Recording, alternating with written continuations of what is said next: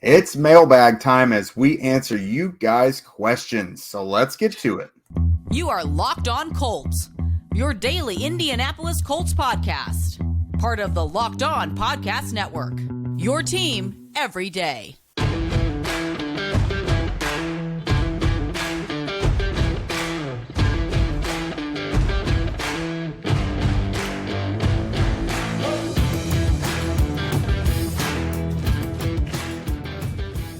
What's up, everyone? Thanks for tuning in and making us your first listen of the day.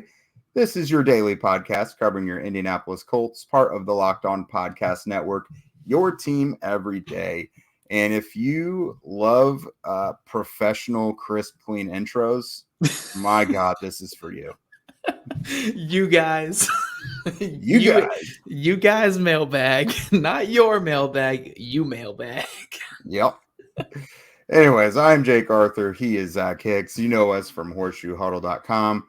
I am your resident credentialed media member there for the site, bringing you the latest scoops from the facility. And Zach is murderer of film, murderer of hair. If you're on Twitter, you know exactly what I'm talking about. But you guys have been bringing some good suggestions for those. So keep them coming. Either just tweet them to us or DMs are open. I'm going to start keeping a list and you'll start hearing your stuff coming out.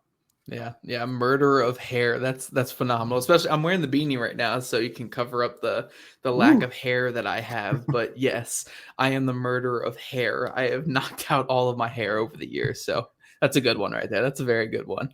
Also murderer of sleeves. The guy never met a sleeve that he liked. Yes, if you guys like anime, my clueless first friend or whatever has one where it's like the guy that's obsessed with tank tops. Like that's me, obsessed with the tank tops. I love it.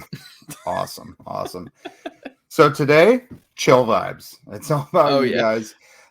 We opened up the Q&A session once again because it's been a little bit since we've done that, and it is the dead period of the off season. So we want to know what you guys want to hear about. So, kind of clumped similar topics together. You guys had some good questions just about like roster construction and things like that.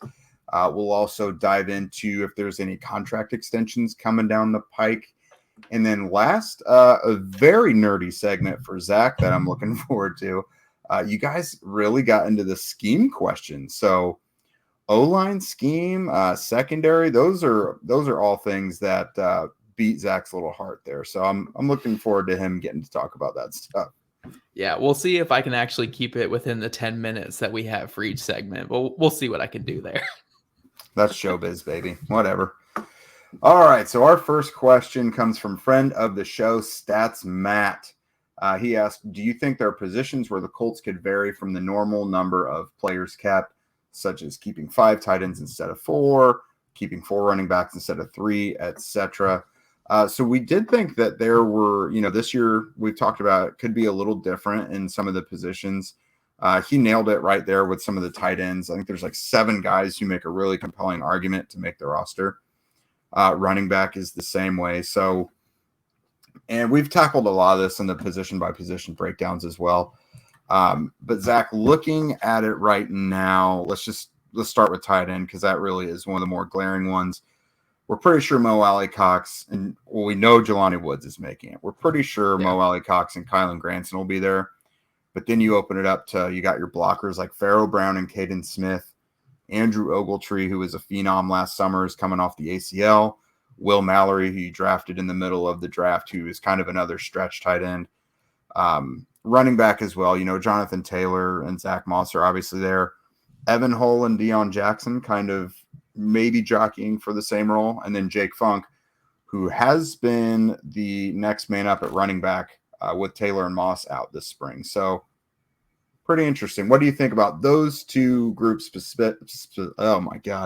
specifically, and then any other position groups that might be heavier than others? Phenomenal grammar and pronunciation here today, Jake. I'm nailing it. Like, going well. You are one of one right now, Jake. Yeah. But I think with those two positions, it's actually fascinating because especially with tight end, where, we've talked on this show quite a bit since Shane Steichen has been hired, he's a vertical passing guy. He wants to get the ball down the field. He wants to have multiple vertical threats at the wide receiver position. That's why we've seen, signings of Isaiah McKenzie. We've seen the signing of Brashad Perriman. We've seen the drafting of Josh Downs. They want to have a vertical passing offense. So does keeping 5 tight ends make sense for that? Does keeping a Pharaoh Brown and a Caden Smith, or a Pharaoh Brown and a Drew Ogletree, makes sense in that mindset? And then you have to factor in, though, yes, Shane Steichen wants to throw the ball down the field, but when you have a quarterback like Anthony Richardson, where he can throw the ball down the field, but you want to be a run-first offense with him to kind of make life easier for him, do you kind of go heavier on the tight end group? So I think everything's on the table if it comes down to it, and Shane Steichen and Chris Ballard are looking at it and they're saying, hey, keeping a Pharaoh Brown or keeping a Caden Smith is more valuable than keeping a Mike Strawn, because they can bring special teams ability and they can bring blocking ability, then the Colts will keep 5 tight ends and 5 wide receivers rather than the 4 and 6 that we typically see, respectively, at those positions. So, yeah, I think tight end is definitely a position where we could see them keep 5, because Shane Steichen typically likes to keep a blocking tight end on the roster. And if you have multiple pass catchers at that spot and you want to keep your Caden Smith, your Pharaoh Brown, your Drew Ogletree to be your blocker, you're going to have to make that extra room there somewhere. So I think tight end is definitely a spot we're looking at. Running back is another spot we're looking at, where, again, the special teams ability comes into play, the pass catching comes into play, and the Colts have multiple good pass catchers at the running back position with Deion Jackson, with Evan Hull. Those are 2 guys that can be good pass catchers as well as good special teamers as well. So I think Stats Matt is on the right track with those 2 positions there. I think another position to look at, though, or another 2 positions to look at, are the cornerback and the safety positions. How are the Colts going to manage those 2 positions with so much uncertainty there? Because, if we're looking at cornerback and safety right now in the preseason before training camp even starts, we're looking at 4 to 5 locks across the 2 positions, or across the 4 positions technically, or 5 positions, however you want to look at it there. We're looking at Kenny Moore being a lock. We're looking at Juju Brents being a lock, Julian Blackmon, Nick Cross, and Rodney Thomas being locked. But outside of that, it's wide open. So we could see the Colts go in training camp with 6 safeties and 5 corners going into the season, or 4 corners and 6 safeties, or 5 safeties and 5 corners, 6 corners. It could be a crazy mishmash there at those 2 positions. So outside of what Stats Matt said with running back and tight end, I think what they do at the cornerback positions and what they do at the safety positions is just so wide open right now, because there's so many young guys with so much uncertainty that we have no clue who's actually going to make the roster come the end of training camp. Those are easily ones to point out, and that's not even it. To me, I think the defensive line, which is such a mismatch, rotational group. You look at the ends, you obviously have Kwity Paye and Samson Ebukam, Dio Dengbo. Pretty sure Tyquan Lewis is going to make it. You just signed Jannard Avery. Titus Leo is an intriguing late-round guy. Khalid Kareem, you re-signed this offseason. Inside, it's gotten pretty deep, considering what you've had the last couple years. Buckner, Stewart, obviously, Taven Bryan, Adetomi, Adebore, which is, I think, the first time I've nailed that, if I nailed it. You've McTelvin and Jim. There's just a lot of guys there. And then the last one I'll discuss just because we got to move on soon. Receiver, you kind of touched on it briefly, but this is a super deep group now in terms of guys with NFL experience. Pittman, Pierce, Downs, obviously McKenzie, you want to keep Doolin. That's 5 guys who you're pretty comfortable saying are going to make it. Mm-hmm. And that's not always the case. You think there's going to be a 5, 6, 7 up for grabs, maybe. Strawn is the guy who's been there the last couple of years. Juwan Winfrey is a veteran, really good route runner, can do some things after the catch. Xavier Scott is a Swiss Army knife who's been really working more with the running backs and could fit into that running back discussion that we were just talking about.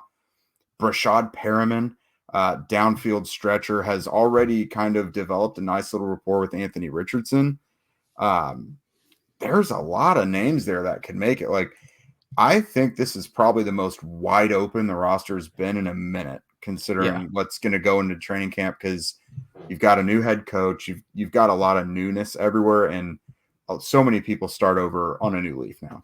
Yeah, and one thing I'll say before you have to lead us into our next segment here is, look, the Colts are in a mini rebuild / retool, whatever you want to call it, Right now, they're in a youth movement with this roster. I don't think they're in a place where you can say like, okay, we have to keep 4 tight ends. We have to keep 6 wide receivers, has to be 5 corners and 5 safeties. Like, just take the players that you think have the best future for this team. I don't care if that's 7 safeties and 3 corners. I don't care if that's 6 tight ends and 4 wide receivers. I don't care if that's 1 running back and 10 receivers, like whatever it is.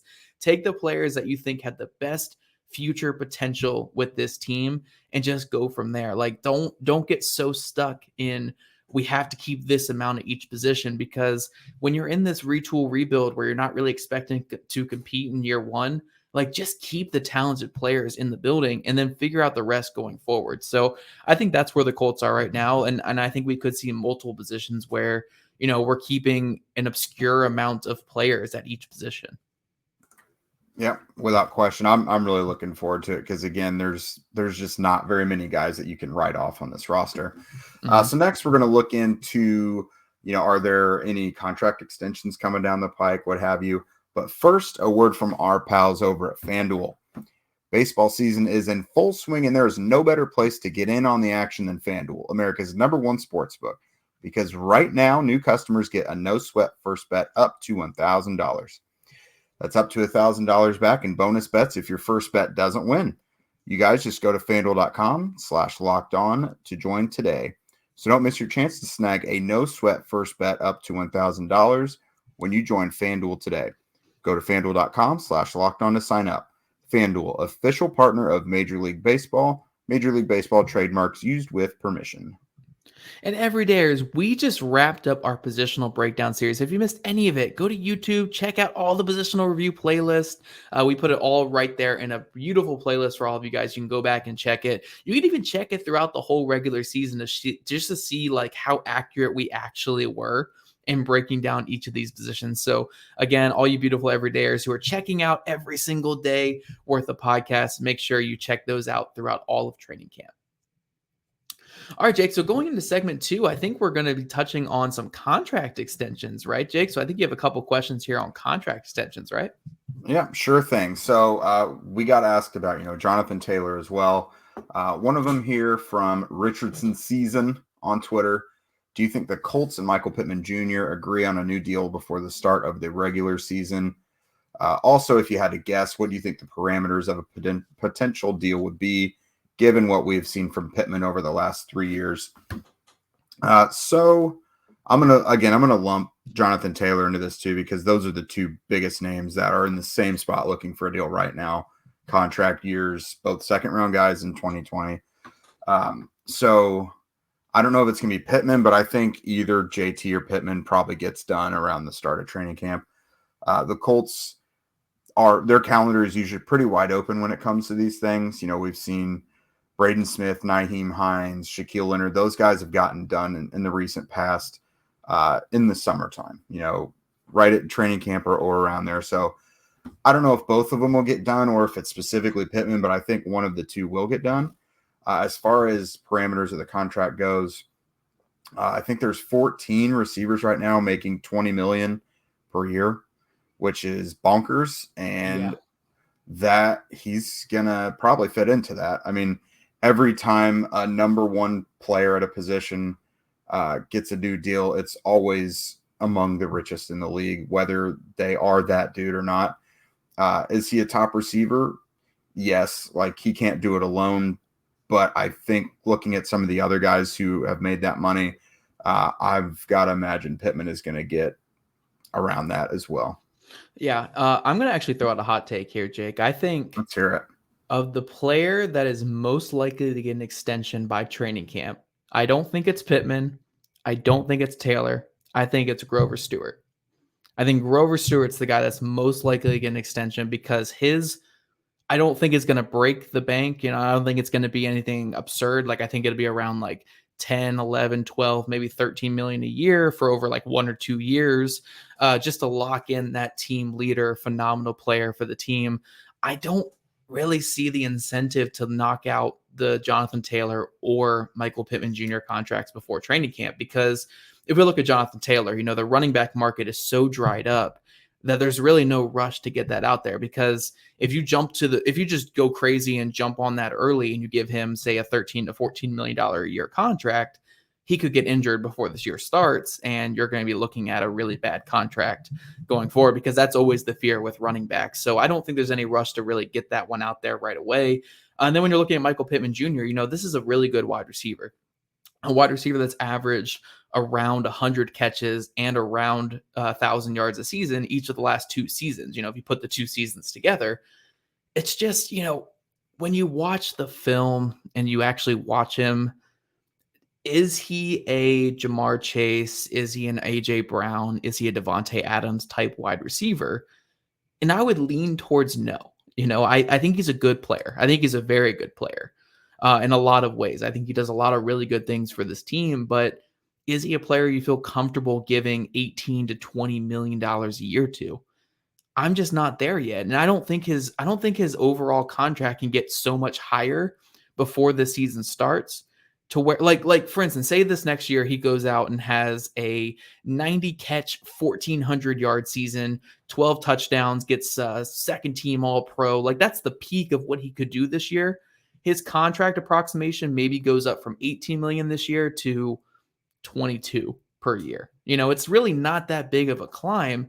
So there's really no incentive for the Colts to give him that extension before the season, where if he goes out this year and has a 50 catch season for 800 yards, his contract will drop from like 18 million a year to maybe like 14 or 12 or, something like that. I just think that there's much more benefit for the Colts waiting on this contract than giving out right away. I'm not saying that I wouldn't extend Michael Pittman Jr., but I'm saying I would just wait to see what he can do with Anthony Richardson before I give out that big contract. So I think for both Taylor and Michael Pittman Jr., I would wait on those contracts. I think they're both quality players that I would like to have long-term, but I just want to see exactly what they are first before giving that contract. But if I were to give a contract before training camp to anybody, it's to Grover Stewart. I think Grover Stewart on a 1 to 2 year deal, around 10 to 13 million per year. I think that's a quality contract to keep a very, very good player in the building. But for Pittman Jr. and for Jonathan Taylor, I think I would wait just a little bit on those two and just see exactly what they can do this next season before I give out that giant contract to either one of those guys. Yeah, I get the sense of urgency thing. I'm waiting for more defining moments from Pittman. I think he's had some big moments in big situations. Like, he had really nice games against like the Ravens and the 49ers a couple years ago with Wentz. But then you've seen drops in critical moments and just not making plays that like an elite receiver should make. So, I mean, that's something to consider as well. I want to fit this next one in real quick, though, before we move on, because I know we were both pretty intrigued by it. This one's from Tipsy Tater Tot, and they said, who will have a bigger impact on the team in 5 years, Anthony Richardson or Shane Steichen? And my quick answer to that is yes. Hopefully they're both here in 5 years. Mm-hmm. If a coach is still here in 5 years, that means the team has probably been over 500, probably had at least a couple playoff appearances. And same thing with Richardson. If Richardson is still the starting quarterback in 5 years, he's probably got a Pro Bowl or two under his belt.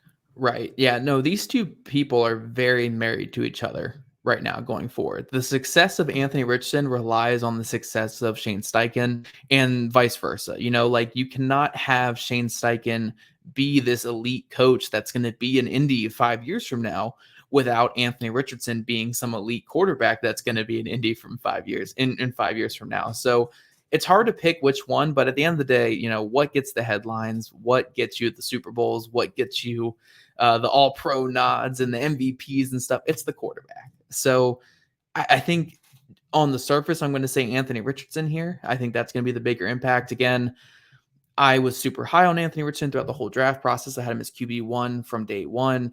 But I also had Shane Steichen as my number one head coach option throughout the whole process as well. So it's hard for me to kind of pick one because both of my biases are with both of these guys here. But I think at the end of the day, you got to pick the quarterback just because the quarterback's the more name brand, the bigger thing that impacts on the field play. But at the end of the day, it really comes down to these two are going to be so married to each other that in 5 years from now, if Shane Steichen's still here, it's probably because Anthony Richardson's still here. And if Anthony Richardson's still here and starting for the Colts, that's because Shane Steichen's still here. These two are so married together that it's hard to actually pick one that's more valuable for the team because their success relies on each other so much.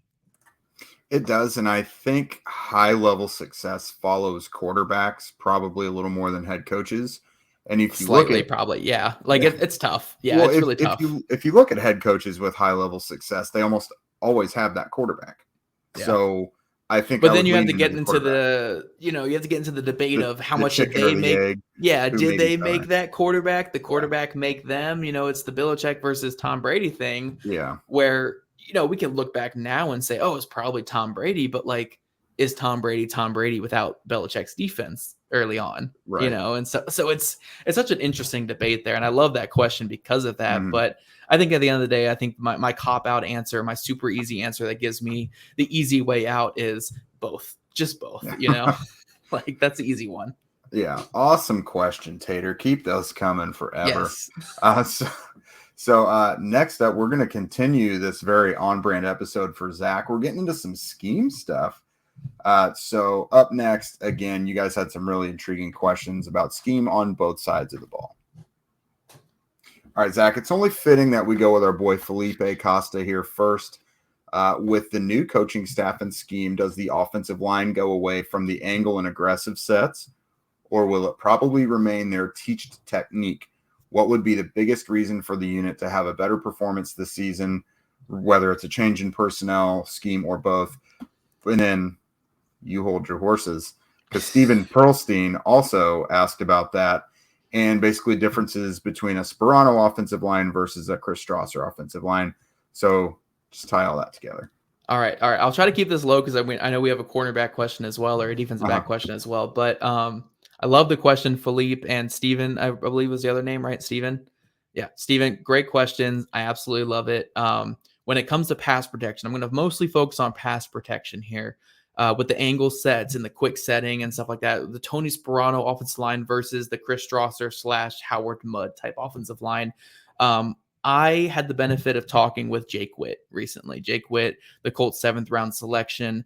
And we talked a little bit off air from when we were talking and stuff like that. And he kind of let me know that, like, hey, Tony Sparano throughout the draft process was talking with a lot of prospects being like, very pro angle set, pro Howard Mudd aggressive sets on the outside. And the phenomenal thing about pass sets when it comes to offensive lines and kind of how you kind of just navigate that aspect of the play is, yes, you can be a Howard Mudd guy and say, hey, I want an angle set. I want to be aggressive. I want to get out there and jump these pass rushers, but you can't do that every single snap. Even Howard Mudd understood that. You can't just jump guys every single time, because every time you jump these pass rushers, they're going to understand that's what you're doing, and they're going to be able to counter that quicker. So you do have to kind of have a mix of vertical sets where you're kind of retreating into the pocket a little bit and letting the pass rushers show their hand and then attacking, and then mixing in those jump sets and those angle sets that Howard Mudd loves, which is getting after that pass rusher early and often and not letting them even get into their pass rush move that they want to do.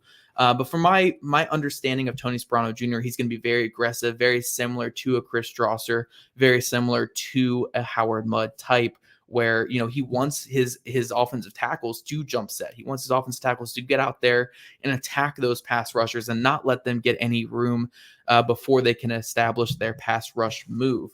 I know some people are scared when they hear that, because I know that a lot of people out there do not love the Chris Strasser way of doing things the last couple of years, but I want to kind of remind you guys that back in 2020, with Phillip Rivers as the quarterback, Chris Strasser was the offensive line coach, and that was the best offensive line that Chris Ballard and Frank Reich have had here in Indy.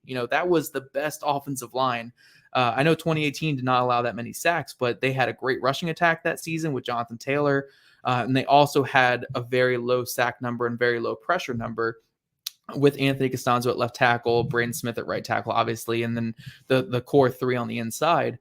But they kind of relied, again, on those aggressive pass sets. They had Howard Mudd helping out in the offseason and doing a lot of those things. So I think Tony Sparano just kind of bringing the focus back to those things, bringing more energy to the position like Howard Mudd brought in 2020, I think can kind of rejuvenize these guys on the interior and on the exterior as well with Bernard Ryman and Braden Smith. And I think you can kind of get them back to the basics. You don't want to bring in an offensive line coach where, hey, you guys learned aggressive sets and angle sets so much the last couple of years. Now let's go to vertical sets. Let's all try vertical sets. You guys struggle with that. Let's go to vertical sets. Now you're kind of teaching these guys a new alphabet, basically. It's a very difficult thing.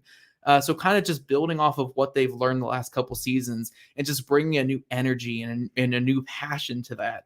I think that's what Tony Sparano Jr. is going to be. So I think it's going to be a lot of the same as Chris Strasser, but with just more energy, more excitement, more just a unique style of coaching.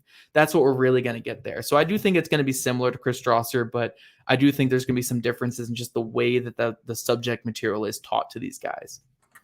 Yeah, I'm ready for some new film to be put out there so you can really kind of digest it and put it out there for us to take in a teachable way. Because, I mean, that stuff's always really good. And it is intriguing because you don't want to make drastic changes from a group that's had success recently. So we'll see. That'll be interesting. Our last one here from Daniel Rodriguez. After the draft, Chris Ballard mentioned that the Colts wanted to play a little bit more press man. But with so much inexperience at the position now, Isaiah Rodgers out, Stephon Gilmore out, do you see the Colts reverting to a much more heavy zone type?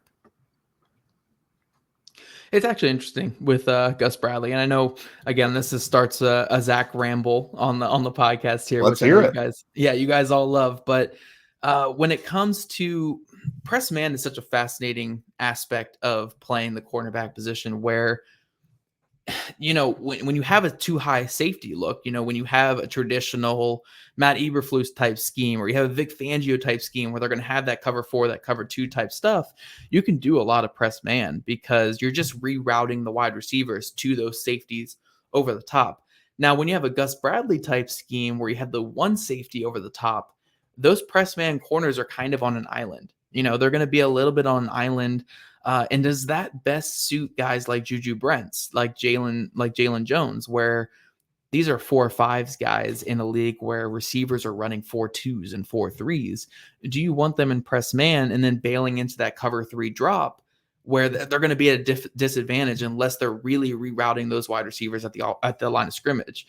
That's the big conversation you want to have there. Or again, this is the big thing with big corners, does the impact that they bring with their size and physicality at the line of scrimmage, does that impact the route enough to where that they don't have to get worried about getting beat deep, because you're going to have that single high safety over the top that can kind of shade your side and help you out a little bit there. But I think the Colts definitely leaned into the press man type thing a little bit by getting guys like Juju Brents, where, again, it comes down to the way that you think about these things, where Juju Brents, he can't run with guys like Tyreek Hill. But at the offensive line or at the line of scrimmage, he's going to be able to beat him up. He's going to be able to get those long arms, those 35-inch arms, and just beat up a guy like Tyreek Hill or beat up a guy like who's another fast receiver in the league, whatever, just any fast receiver you can think of. He's going to be able to beat him up at the line of scrimmage enough to where the quarterback cannot attack vertically with those guys. And the same can be said for Jalen Jones, where Jalen Jones isn't super long or anything like that, but he's a physical press corner. And then you have a guy like Darius Rush who can beat you up at the line of scrimmage. And he can also turn and run with you because he's got that 4.3 speed as well. So I do think the Colts kind of leaned into that press man type of mold. In this draft class, Juju Brents was phenomenal in press last year. Darius Rush had a lot of really good reps in press. And then Jalen Jones as well. He's a guy where he mirrors really well in press and can do a lot of things underneath in the quick game. So I think they leaned into that a little bit. I don't know if they're really going to rely on that too much, but when you look at Gus Bradley's cover 3 type of mold, especially what they do on third downs, they like to do kind of a zone concept on the strong side, and on the weak side, they do more man coverage. So when you get a guy like Darius Rush, who is a 4.3 speed guy with super long arms, he's going to be in that more man concept on those third downs. He's going to be able to press guys, turn and run with them, and kind of lock that down, where on the other side, Juju Brents could probably do like more of a press bail type thing, drop into his cover 3 and kind of read the quarterback's eyes. So, to kind of answer your question, I do think we're going to see a little bit more press, but you don't want to put these young corners in too many disadvantageous positions to where they can't turn and run with these guys. So I think it's going to be a nice mix. You do like what they can bring to the table, but I don't think they're going to be impressed like every single snap or anything. It's still Gus Bradley's system. It's still going to be cover 3. It's going to be still like some press bail and drop into those cover 3 stuff. But I think we're going to see a lot of very good mix with these young corners and kind of see what they can do. These are young corners where they have upside. We don't really know exactly what they're going to be. It's going to be a lot of baptized by fire. We don't know if they're going to be proficient in press, if they're going to be proficient in dropping into those cover 3s. So it's going to be a really feeling out period for both coaches and players this year. So yeah, we could see more press man. We could see more cover 3. And to not really answer your question, I don't know, but I'm excited to see what these guys can do. I think that's what I tend to think as well, because they did say they wanted to keep at it. And again, this isn't really an offseason to make huge changes schematically. But yeah, through the draft, they showed that they were still interested in those classic Gus Bradley type corners. Mm-hmm. So yeah, they gave him the type of guys that we all think of when we think of a Gus Bradley corner. So that's, yeah. Right. And to conclude this episode, guys, everydayers, make sure you are letting us know that you are an everydayer. Put it in your Twitter bios, put it in your Facebook bios, whatever it is. Put it in tattoo it on your face. Yeah, tattoo it on your face. Get some tattoos that you are a Locked On Colts everydayer. If you guys are an everydayer of Locked On Colts, let us know on social medias. Just comment on the show notes or wherever you are. Again, YouTube, Twitter, Facebook, whatever it is. Let us know that you're an everydayer. And if you guys don't already, follow at Locked On Colts, at Jake Arthur NFL, and at Zach Hicks2 on Twitter. Also, subscribe to the Locked On Colts podcast on YouTube or wherever you listen to your podcast. We love your guys' ratings, reviews, and we'll see you guys bright and early next week.